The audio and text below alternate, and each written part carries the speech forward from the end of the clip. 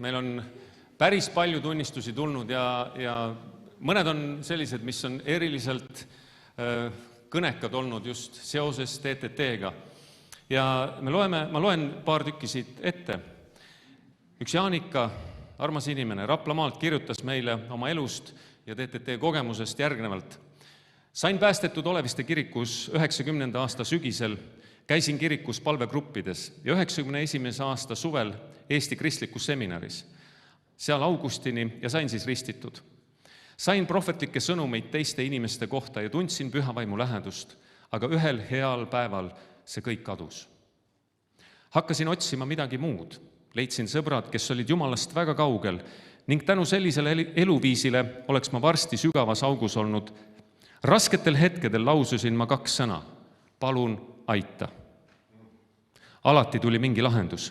Isegi kui see üllatas mind ja ma ei saanud aru, et milleks seda nüüd vaja. Nüüd, 30 aastat hiljem, mõistsin, et Jumal juhtis kogu selle aja mu elu, suunas nende inimeste juurde, kes aitasid uuesti leida tee tema juurde. Selle aasta suvel oli mul vägagi raske periood. Olin hingeliselt haige. Olin valmis isegi antidepressante tarvitama hakkama. Õnneks soovitati mul kuulata TTT salvestusi. Tegingi seda ja panin YouTube'ist video käima, kõrvaklapid pähe ja hakkasin huviga kuulama. Selle korra ülistuses laulis ansambel Püha müristus. Nii kui esimesed noodid kõlasid, tundsin, kuidas läbi mu keha läbis surin ja ma teadsin, et püha vaim oli sel hetkel seal. Kõik need palved ja tunnistused, mis seal räägiti, oleks just kui mulle suunatud.